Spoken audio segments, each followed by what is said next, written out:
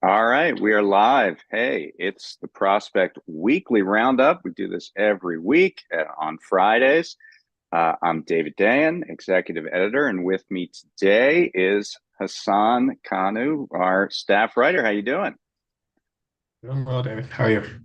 I'm great. I This is my last day in Los Angeles before I head to Chicago for the Democratic National Convention. We're going to have several uh, reporters there. I believe five reporters that we're going to have on the ground. We're going to be bringing you coverage that you can only get if you're there. DNC is a strange place where a lot of corporate money and Democrats get together, and it's really interesting, and we will try to give you that flavor. So what we're going to do is we're going to put out a newsletter every day.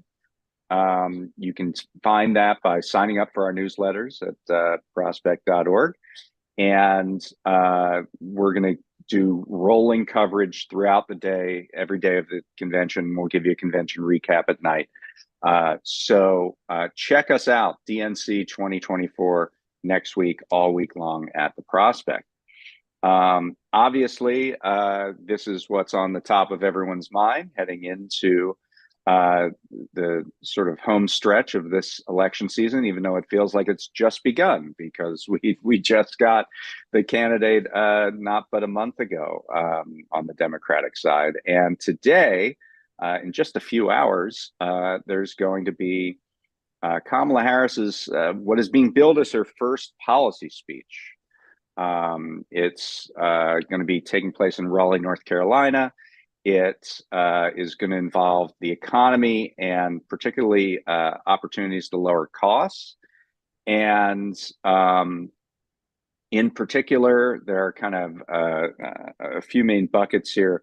One is on housing, and there are a number of strategies to both increase the supply of housing and also subsidize demand, which seems those are working at cross purposes a little bit. But giving $25,000 to first-time home buyers is an example of demand side inducement. There's also going to be a number of policies about taking on price gouging, particularly at grocery stores. They're also looking at stopping mergers and working on looking at algorithmic price fixing that increases rental prices. So a number of policies from the Harris administration very early on here that don't look a whole lot different than the Biden policies, just sort of with new packaging and a new spin, but put together in a way that really sort of sets values and says, we're going to take on powerful people to try to lower your costs. Similar to that was yesterday when they put together, announced the list of the first 10 drugs whose price was negotiated through Medicare, lowering the cost of those drugs by up to 79%, I believe. And those prices will take effect in 2026. It would be good if they took effect, I don't know, in 2024 before the election, but we'll take what we can get. So Hassan, do you have any thoughts about this? Obviously, you wrote about junk fees and some of these kinds of practices for our June issue.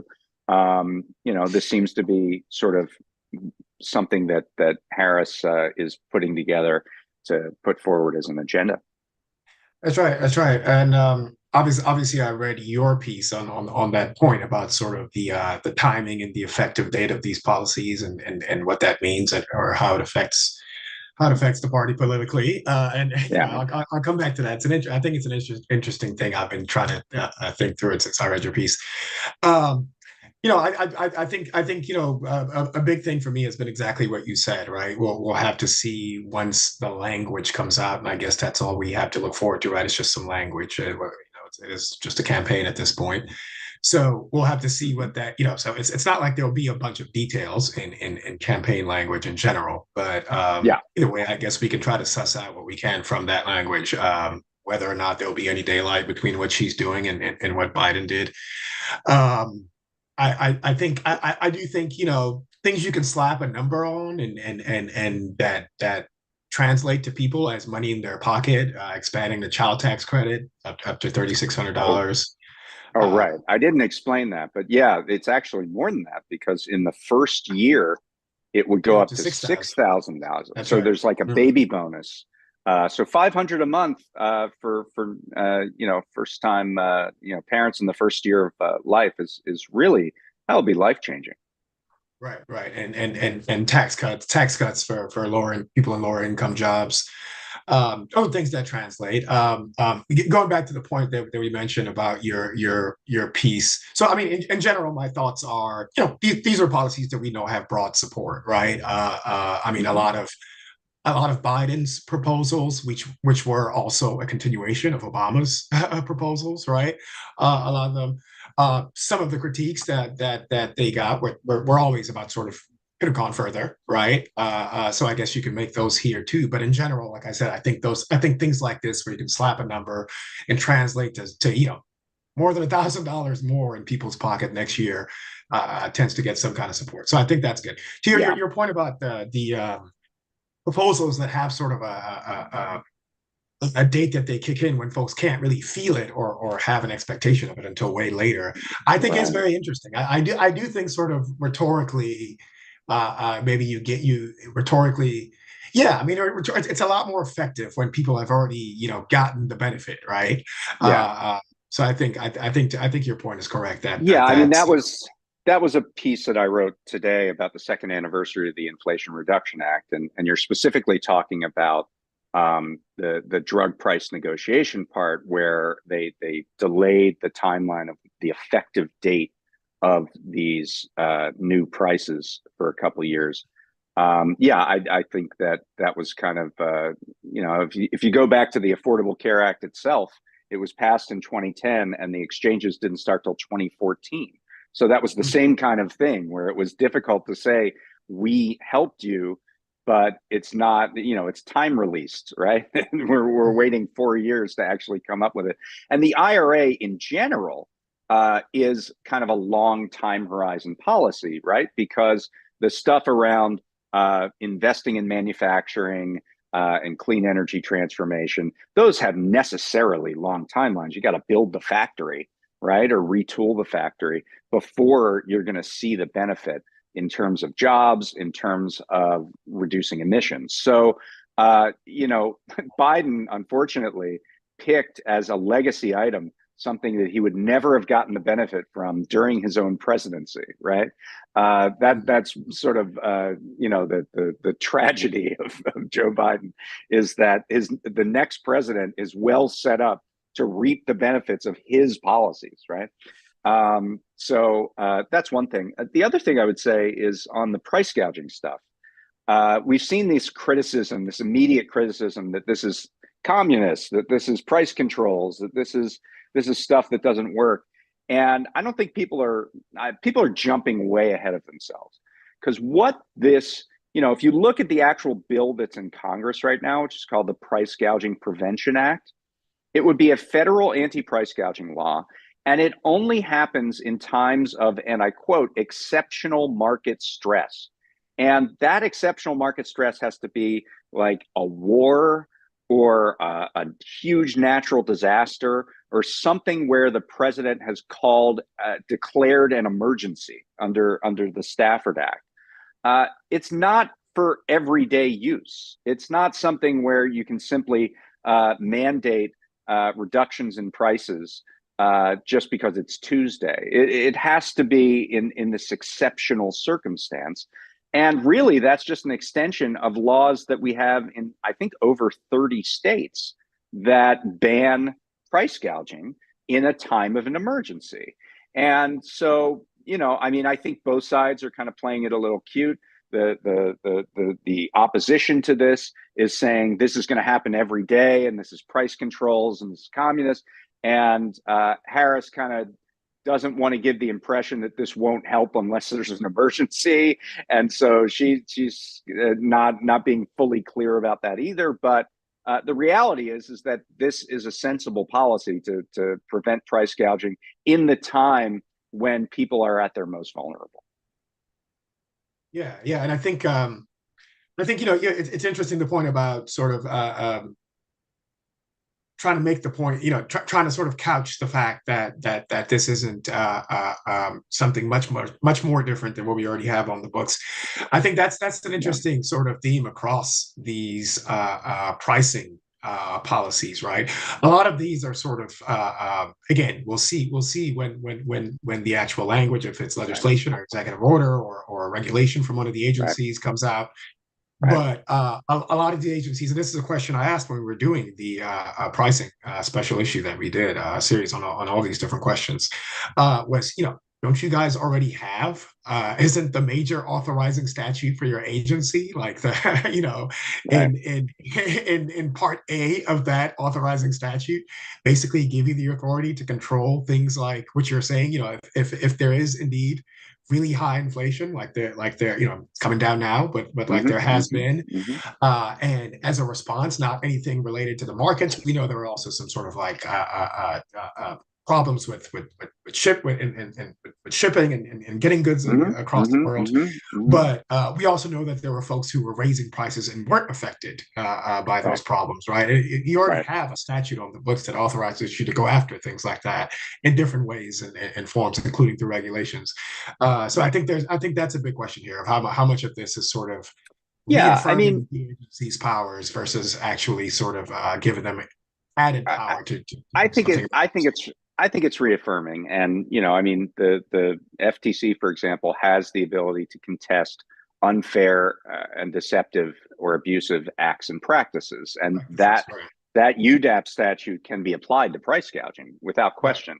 This just sort of codifies it and strengthens it a little bit, and also gives the FTC, at least the Price Gouging Prevention Act does, gives them $1 billion to actually work on this.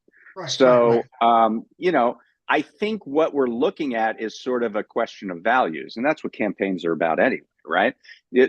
What Harris is saying is, I'm aligning with the forces that government has to protect the public.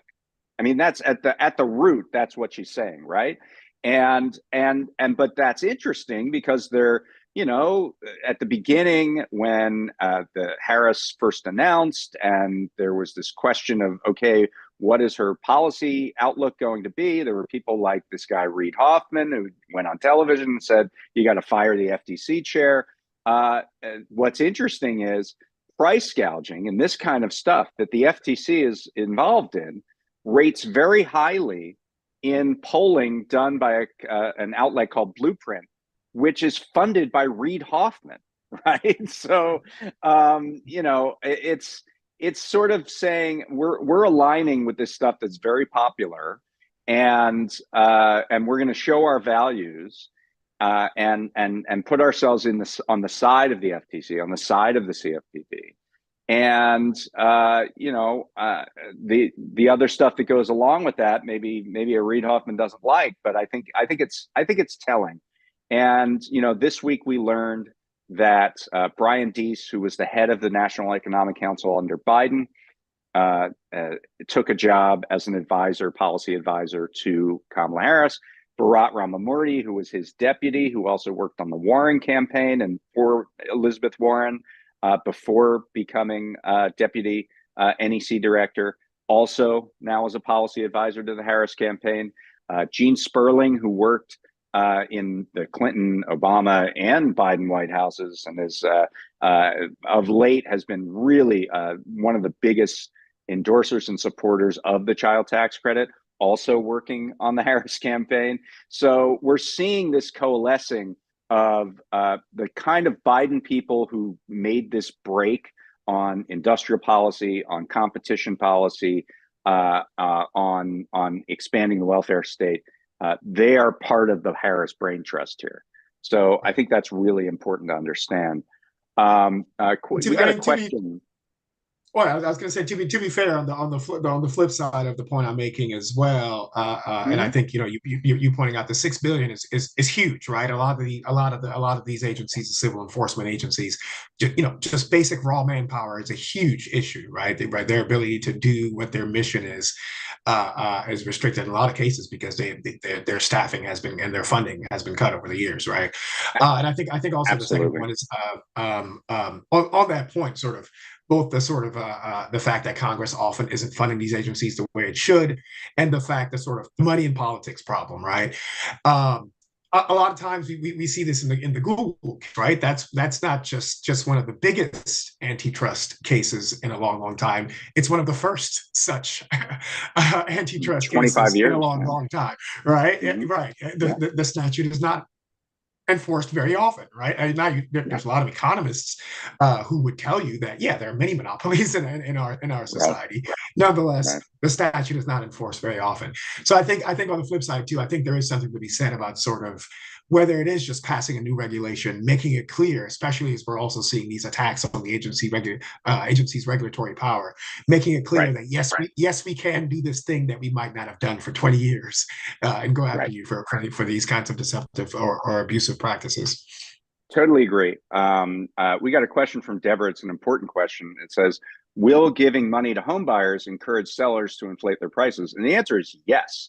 If you have a purely sort of demand subsidization kind of policy with no limits on the sellers to moderate prices, then eventually that'll get eaten up. This is like, when you build a new lane in a highway, and then that encourages more cars to get on the road, and then you have the same congestion you had before you built the new lane.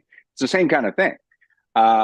That's why you need sort of a mix of a bunch of policies, and to her credit, I mean, this is exactly what we have here. There's a bunch of tax incentives and grants.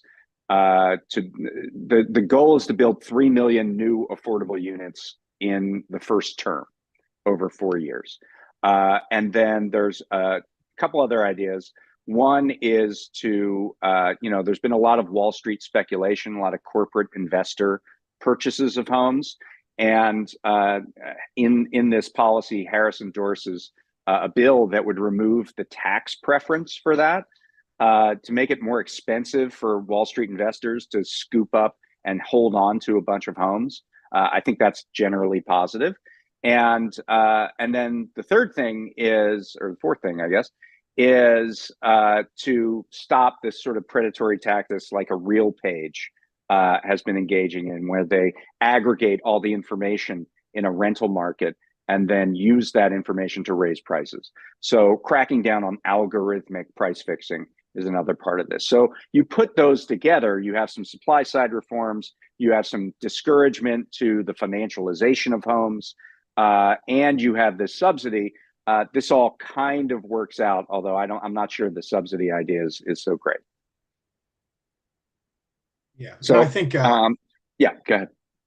I was gonna say I think yeah, well, I mean we're actually already seeing a little bit of what Deborah's question gets at in the drug pricing context. There's already been a couple areas where drug companies have made it clear that they're going to increase prices, increase Right, premiums. Excuse me. Insurance companies will be increasing premiums to sort of make up for the right, cut in prices, right. and yeah, Yeah, and it boils down let's to what you're unpack saying. that. Yeah, Yeah, no, no, let's yeah. unpack that because Mhm. what happens is there's a cap on out-of-pocket costs for prescription drugs in Medicare Mhm. right now. She in the speech, Harris is going to ask for that to be universalized, but in Medicare right now, there's a cap on out-of-pocket costs. It goes down to $2,000 next year. So if you're a senior, you're on Medicare, and you have a prescription drug plan, a Part D plan, you can't pay more than $2,000 out of pocket.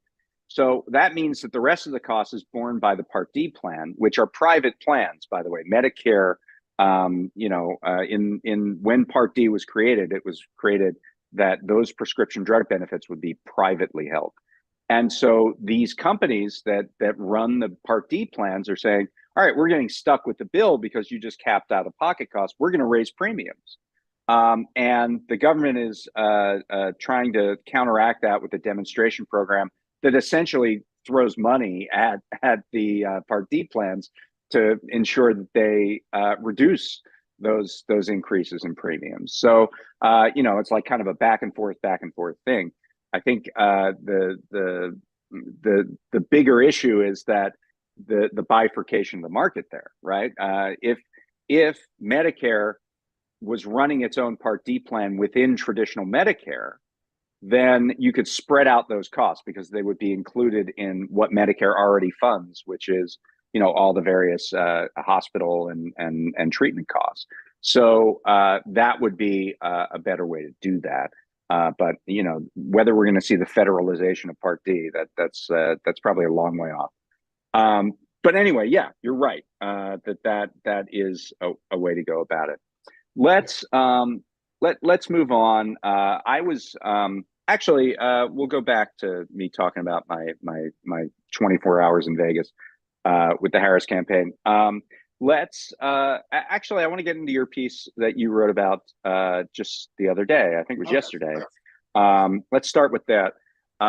So one of the things you hear about is this idea of a criminal justice overreach, that reformers went too far in putting together all these reform policies, and it's created more crime. That's kind of the conceit, right?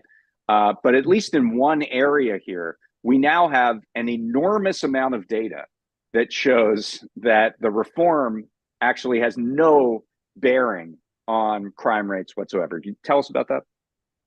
That's right. Yeah, there's been a series of studies sort of trying to answer that question from the sort of political back and forth or the narrative, if you will.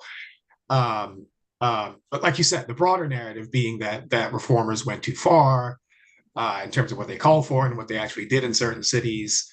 And then specifically as to bail reform, right? That bail reform leads to an increase in crime because judges are letting dangerous criminals back out on the street who then go on to commit more and more crimes.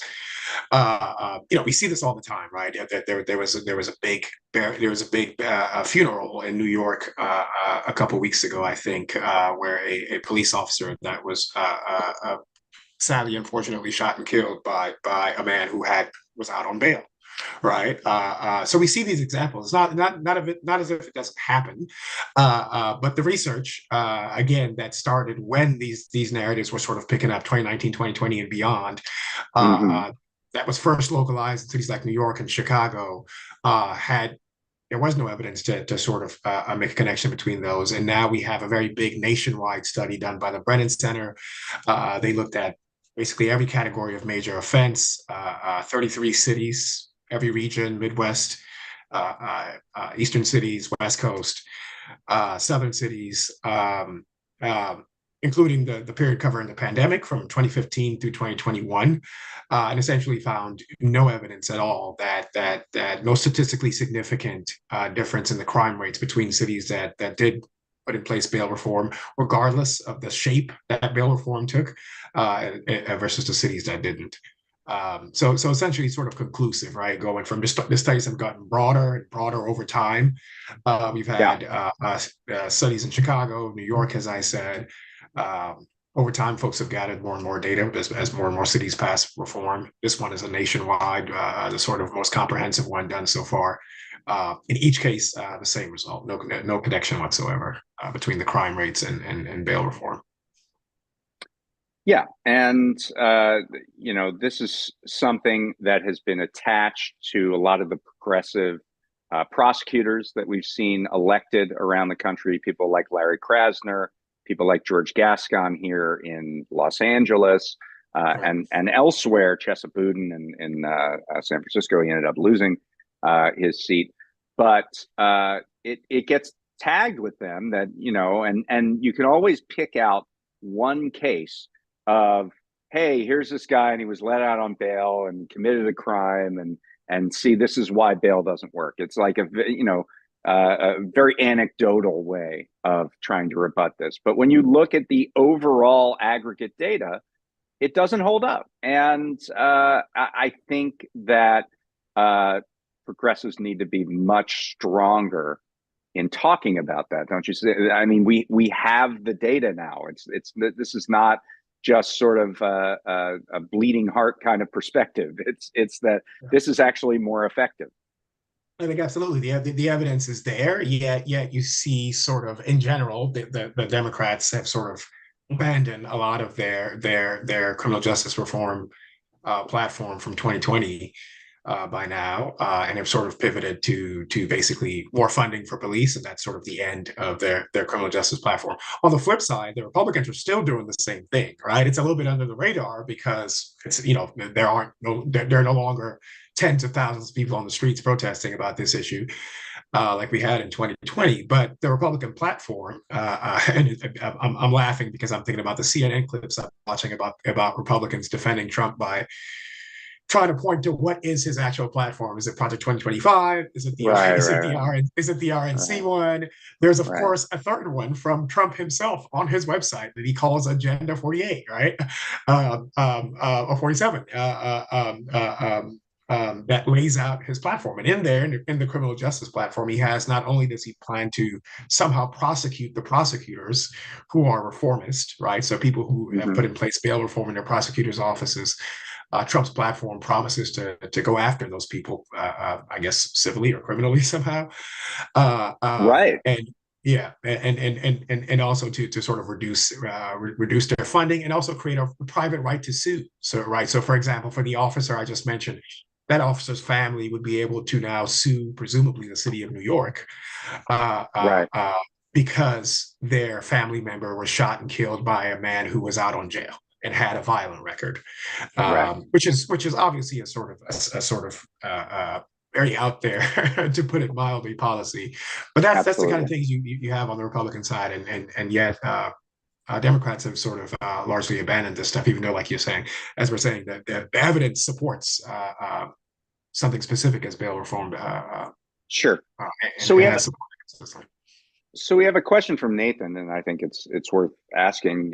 He asked, "Do you really think that the antagonism to progressive crime fighters can be stopped by facts?" I don't think that we're saying that. I think it is clear that we operate often in a post-fact environment, especially when it comes to criminal justice reform. But I think that the problem is that there is a reluctance or abandonment of these policies as policies because of this antagonism, right? I think that's the bigger issue is that uh, they're they're they're letting this sort of fact-free disputation get in the way of actually passing effective policy. That's I think the larger point. Wouldn't you say?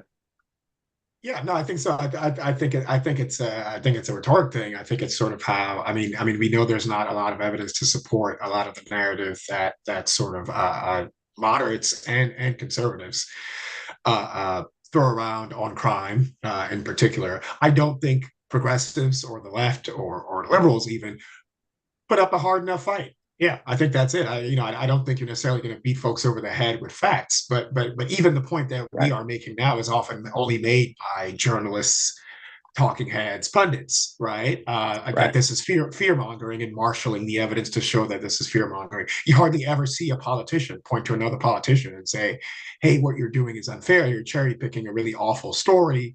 And I right, feel as anyone would all kinds of empathy for that family, but you're scaring people, right? What you're doing is trying to scare right. folks. We hardly ever see them put up that fight. I think that might be an effective way to sort of counter as opposed to just the hard facts. Great. I guess I will take you into my day in Vegas. The Harris Walls campaign had a week of barnstorming that was intended to hit the battleground states and introduce the vice presidential nominee. The last stop on this tour was in Las Vegas. I quickly made arrangements to get there. This was on Saturday, so it was 6 days ago, and it was 109, I think, in Las Vegas at the peak, and yet there were probably about 16,000 people outside the Thomas and Mack Center, which is on the campus of the University of Nevada, Las Vegas. Uh, and they have to wait in a pretty long line because it's the vice president and it's someone with Secret Service protection. So you have to go through kind of an airport style security perimeter. And there were so many people in this line that they eventually cut it off and said, this is a health hazard. The police did, and said, you guys have to go home in the back of the line, because we can't have you waiting here that long in this heat. I mean, they had tents, but that doesn't really do a whole lot. Yeah, you're shaded, but it's still pretty darn hot out. So, so the fact, I mean, that just speaks to the energy that we've seen in this campaign in this short time that it's been around. The fact that you can get in the dog days of August 16,000 people to Las Vegas to hear a political speech is quite something. I mean, and you don't really feel. I don't know if you have this experience, because you know, you're in Maryland, and it's not a, although you know the vice president was in Maryland actually earlier this week. Yeah, um, but yeah, but I don't know if you feel the energy unless you're in sort of a battleground state and understand, you know, what this is generating on the ground. It's really kind of interesting. You can see it. You can see it on TV. You can see it in all these speeches, but in all these events. But to see it up close and to see people, you know, people were really excited at that I saw. How would you compare it? I guess I am going to be drawing the comparison anyway. But I guess the other point I should make is that I understand that it's an unfair comparison, but unfair to Harris. How would you compare it to 2008 Yeah, and the Obama moment? yeah. I mean, I remember in the California primary going to Pauley Pavilion at UCLA and seeing it was Michelle Obama and Oprah. It wasn't the candidate. He was elsewhere. It was Super Tuesday. There were a lot of state primaries going on. This was during the primary campaign. And yeah, that had a very similar energy. I think the overwhelming sense in talking to people who were attending was, you know, I heard the word relief a lot. That people were dreading this campaign season. People just didn't. They were disconnected from it and disassociating with it because they didn't want to face the reality of it. I mean, even as far into the campaign as April and May, you had large numbers of people in polling say that you know, they didn't expect to, and they ended up being right, but they didn't expect Biden versus Trump to be the matchup.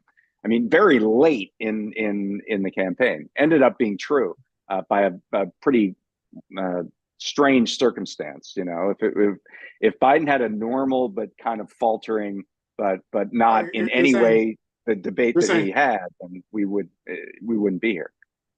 you're saying you heard from a lot of folks that they had assumed Biden would not be this year's nominee. No. I'm saying you saw that in polling, and I said, from what I heard from folks is that essentially, if you read between the lines, what they're saying to me is, "Thank God we don't have that matchup." Gotcha. Right. Right. And you know, I think a lot of people are willing to cut Harris a lot of slack. I heard from one person who said, you know, I wish we could think about the issues. You know, as I was asking people, like, what do you think the priorities are? What do you think she's going to be able to do that somebody else might not? And they, you know, a lot of the responses they got were, you know, I wish we could talk about the issues right now, but this is a red alert. We got to stop Trump. Yeah. And so that's, I think, the overwhelming sense that I got as well. The event itself was interesting. So DJ D Nice, who's a Vegas kind of fixture, basically turned it into a club for like the first hour. It was a full on DJ set.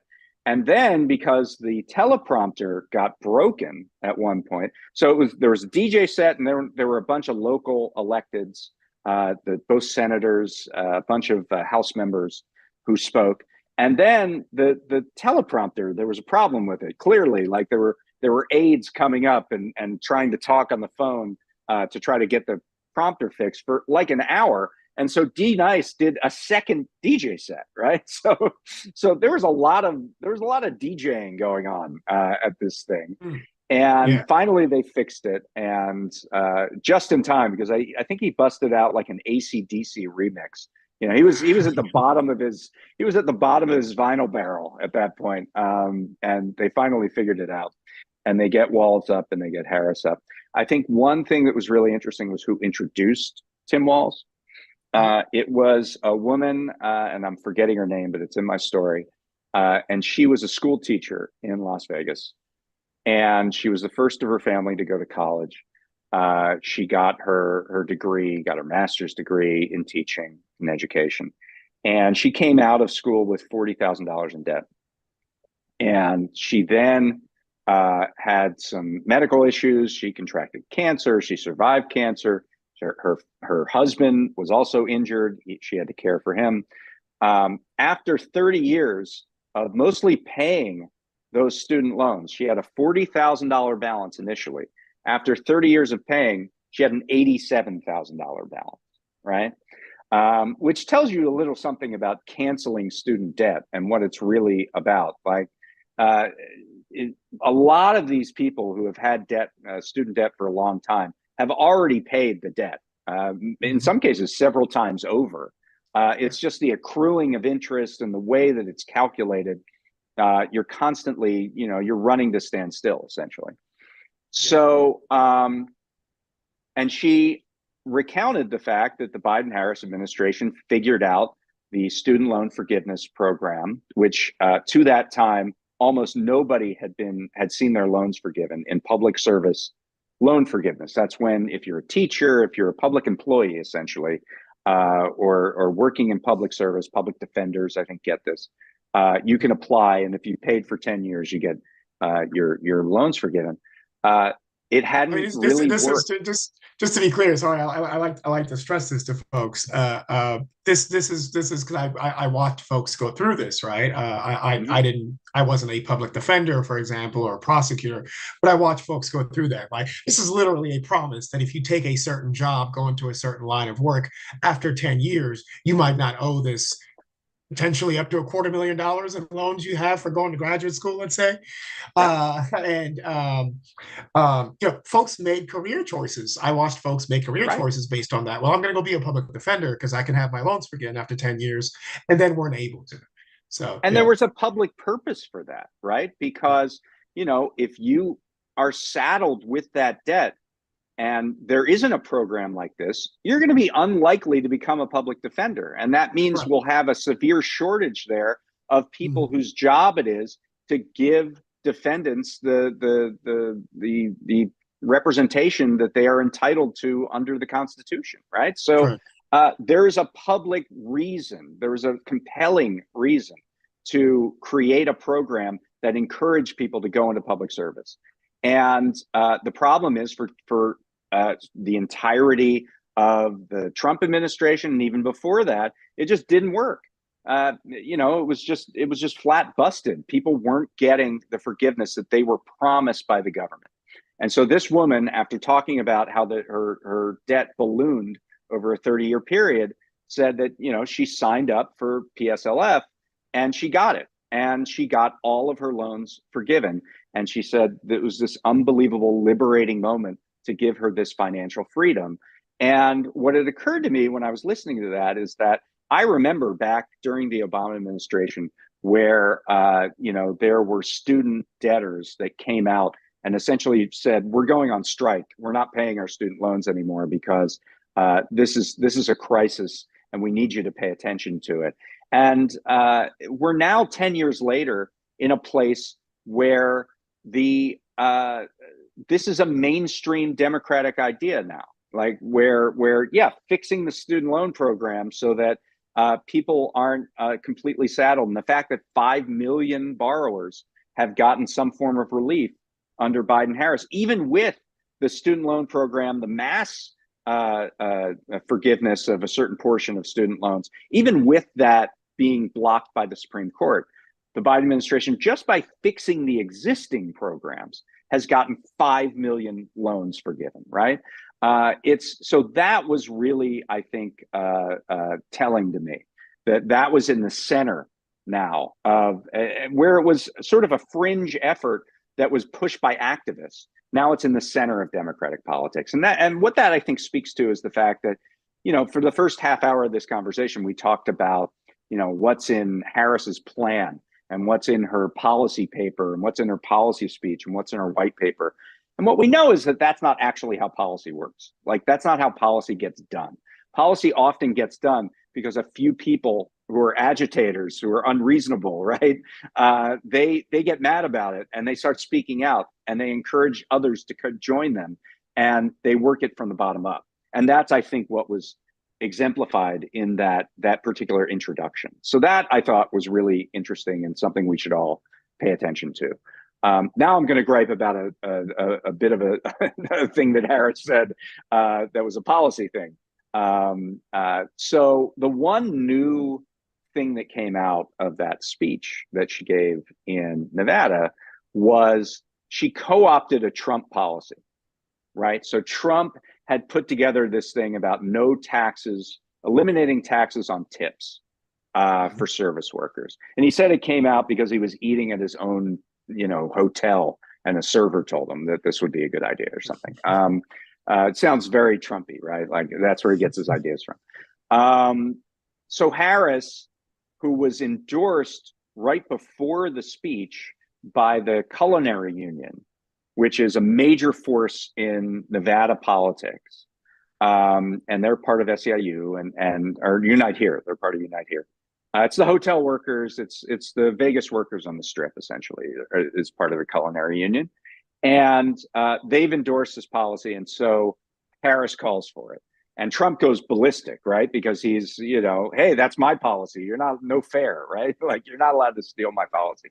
But we have to be truthful about what that would actually do. The fact is that a good number, probably a third to a half, of all people who are tipped workers don't make enough money, even with tips, to pay any federal taxes, right? There's a big standard deduction, there's the earned income tax credit, and they just don't make enough money to pay taxes. And so for those people who actually need help, no taxes on tips doesn't do anything, right? It's really only people in the higher bracket, high-end servers or things of that nature, who would see any benefit from a tax on eliminating the tax on tips.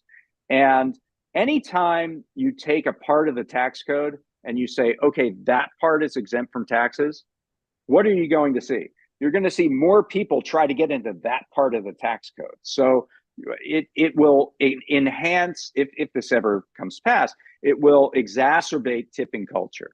All of a sudden, your auto mechanic will say, well, this costs $30, but I'm asking for a tip of, 30% or 50% or something. And so I can classify that as a tip and then not have to pay taxes on it. You could see hedge fund managers say that actually our management fees are just tips, and so we don't have to pay taxes on them. Now, Harris, I should say, has put in some guardrails, or said she would put in some guardrails to prevent that from happening. But that's another thing where the businesses are always a step ahead of the IRS, right? And so it's difficult to say definitely we're going to hive this off to only have it affect the people who need it. And then the third thing, and then I'll stop talking, is the real problem with tipped workers is that they get a minimum wage that is much smaller than the federal minimum wage.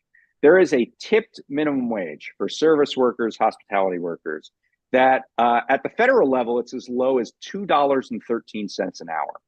And I believe it's 15 states that still have the tipped minimum wage at that level. Other states have it a little higher. Nevada is one of 8 states that has gotten rid of the tip minimum wage entirely, and you just pay whatever the minimum wage is in that state, and then tips are extra.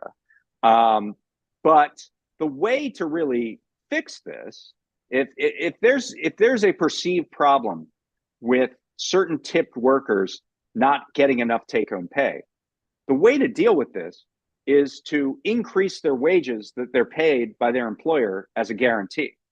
It is not to like Increase the minimum rely. wage. Right. It's not to rely and particularly increase the tipped minimum The wage. tip minimum This wage. this sub minimum wage. Eliminate the sub minimum wage. Right. There you Uh, go. because what are you going to see in an environment where workers are taking home more pay because there's no taxes on tips? What do you think businesses are going to do in that environment?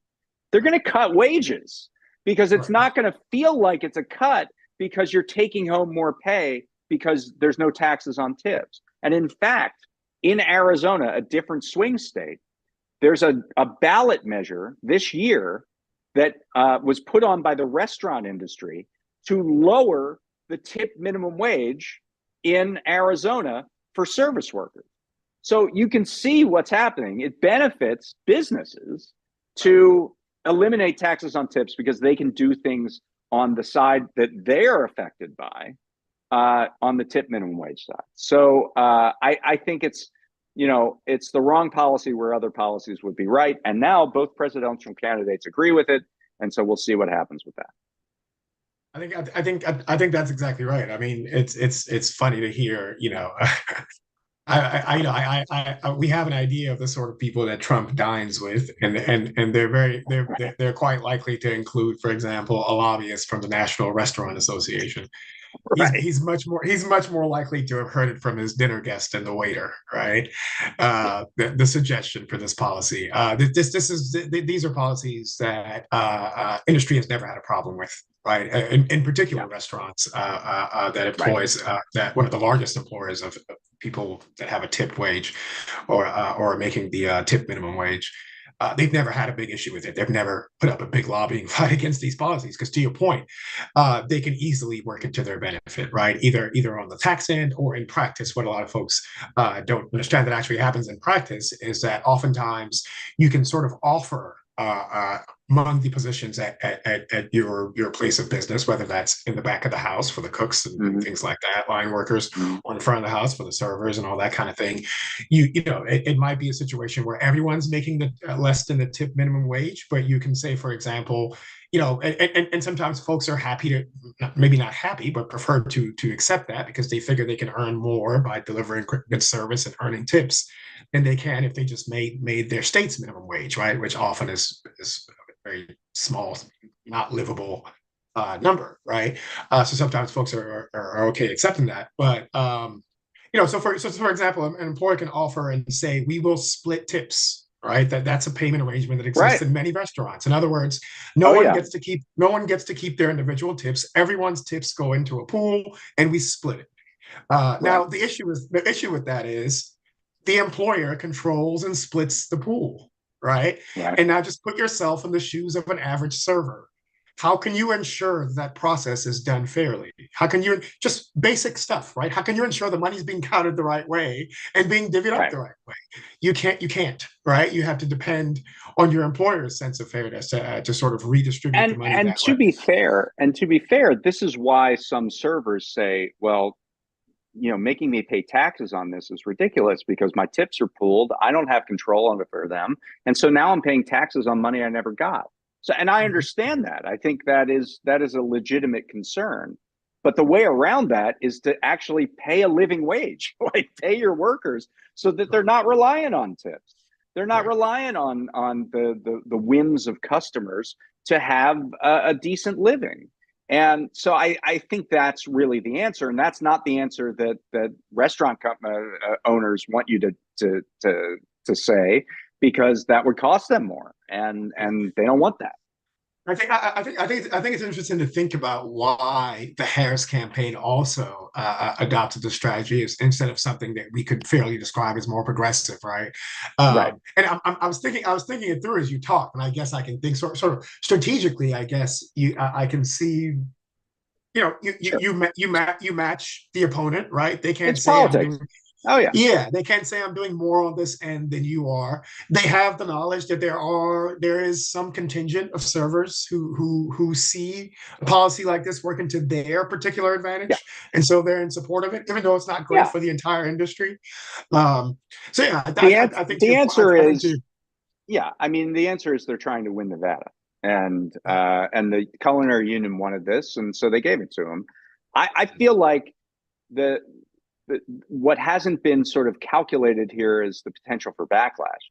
So let's say you're a low wage retail worker that doesn't get any tips, and you make the same money as your neighbor who is a server at a restaurant, and that person's paying no taxes on those on most of their salary, and you are, and you're probably pissed off, and you live in Michigan or Pennsylvania or Wisconsin or any of those other states.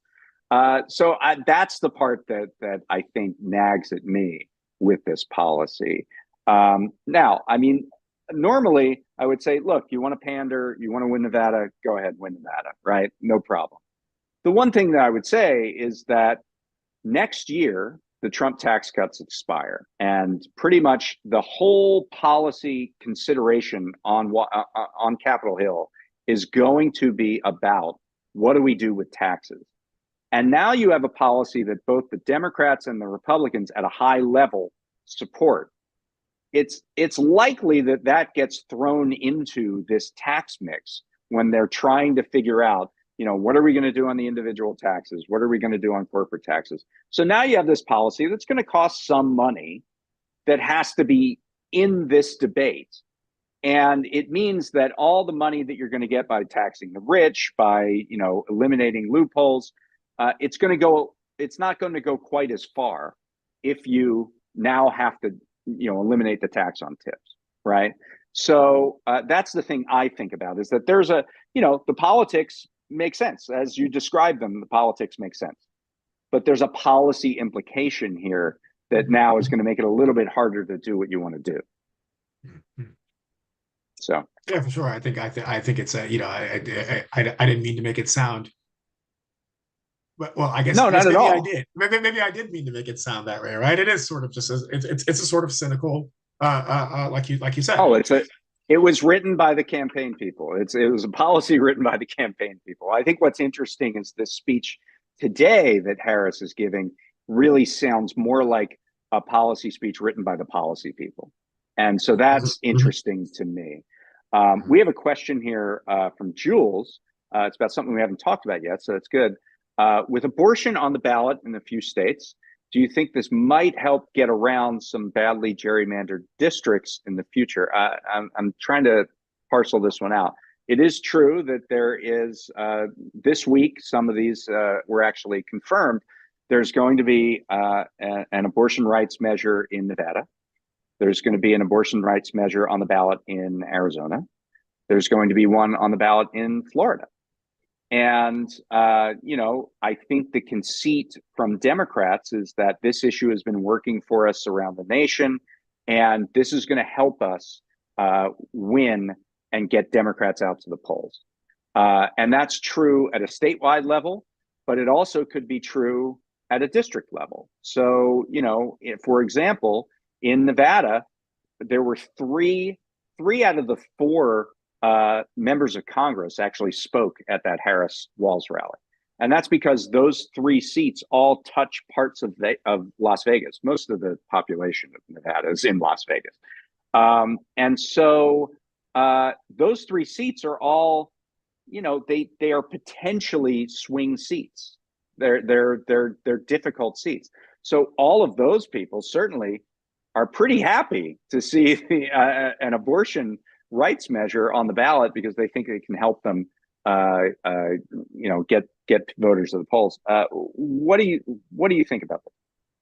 I think I struggled a bit to parse the question myself, but I think maybe as I thought about it more, I think maybe what they're suggesting, what Jules is suggesting, is that maybe that because that issue tends to get folks so fired up. In other words, is abortion an issue that can help Democrats overcome these badly gerrymandered districts, right?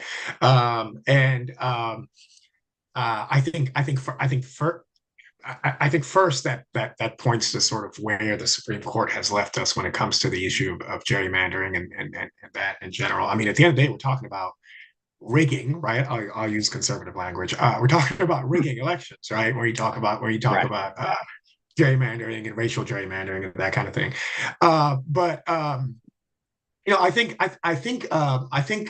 my mind goes to, I think, on abortion, and interestingly on Project 2025, right? I Mhm. think Democrats and Harris, or Trump, let me say, actually, I think the Trump campaign has pinned themselves in a position that the Harris campaign should be exploiting a lot more, right? I mean, Trump drew a lot more attention to. Everybody now knows what Project 2025 is, according to polls, right? They probably didn't before he said, "What the hell is this thing? I don't know anything about it," right? Right. Now we do. Now everyone does. Same thing with abortion. He's made statements. He had, he it's I wrote a piece on it when some months back, and it wasn't hard to find enough to fill 2 paragraphs of Trump flip-flopping on abortion, right? It was Oh very yeah. easy. I left a lot on the table that's still out there that I didn't Oh mention. yeah. Here's another example. Here's another example. So I think it's very easy to pin Trump down on what is your position on abortion. We're going to leave it to the states. Well, what about the states that go past what you have said you're for? You have Right. said you're for IVF, right? You have said certain time-based bans are beyond the pale even for you. Well, some states have that in place now and will continue Right. to under your policies. What do you have to say about that? Same thing with Project 2025, the fact that he can't sort of distance himself from the people who have written it. But I think abortion is one of those issues that obviously the Democrats have had a lot of success. I think they could hammer it home even more Uh, because I think Trump is stuck in that of oh, mhm. I support this thing, I support that thing. I'm not crazy like the Project 2025 people, but Right. also I delivered giving it up to states that are going to do those crazy things, or Yeah. per my Yeah. description. So yeah, and it brings us back to the whole concept that the Supreme Court has been the secret weapon politically for Democrats for the last 2 years since For the Dobbs Republicans, you mean? decision Yeah. came down. No, secret weapon for Democrats in terms of winning elections. Oh, gotcha. Uh, Right. um, they just point to the Dobbs decision and it gets them votes. Certainly did to an extent work in 2022. To an extent, it worked in 2023. Now we're going to see it with a much larger, more people turn out in general presidential elections. We're going to see if it works in 2024. And I think the Biden, or not Biden, the Harris campaign is certainly going to work that issue very, very strongly. I expect at the DNC to see a lot on abortion. I'm, it's become this sort of winning wedge issue for Democrats, and they expect to keep it going. So speaking of the DNC, as I mentioned at the top, uh, the prospect is going to be there in force. We're going to have 5 reporters on the ground. We're going to be doing dispatches every day, Monday through Thursday. Different stuff that we're going to be bringing you, stuff that you don't see on television. It's all going to be available at prospect.org. We're going to run a newsletter, a special pop-up newsletter on DNC 2024. You're going to get that every day in your inbox if you subscribe to our newsletter. So please do that. That's prospect.org. If you get our emails, you're going to get them. And we're going to try to give you a feel for being there. So Hassan is not joining us, but you're going to feel like you're there because of our coverage. So we are out of time. Hassan, thank you so much for being here. Appreciate it. Uh, Of course. we will be we will be back next week live from Chicago. We will be there. It'll be me. I'm not sure exactly who's going to join me yet. Maybe Luke Goldstein, Emma Jansen, Harold Meyerson. That's part of the team that will be there in Chicago. But stop by. That'll be 12:30 Eastern next Friday. And have a great rest of your week and weekend. Thanks.